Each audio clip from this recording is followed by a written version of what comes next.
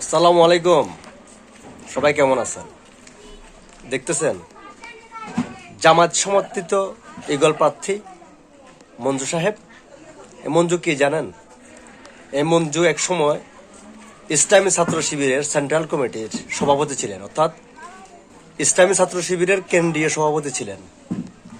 এরপর এই মঞ্জু সহ বেশ কিছু লোক জামাতের রাজনীতিকে পছন্দ না করে জামাতের রাজনীতিকে তালাক দিয়ে তারা এবি পার্টি গঠন করে। Eagle party Manju. মানুষের কাছে যাও, একটুও কি তুমি টের পাও? কার পাশা গেছে কার টেবিলে, খেলা যে চলছে কোন লেভেলে। কথাটা বুঝিয়েন কিন্তু। এই ইগল পার্টির মঞ্জু জামাত শিবির করত, শিবিরের কেন্দ্রীয় সভাপতি ছিল।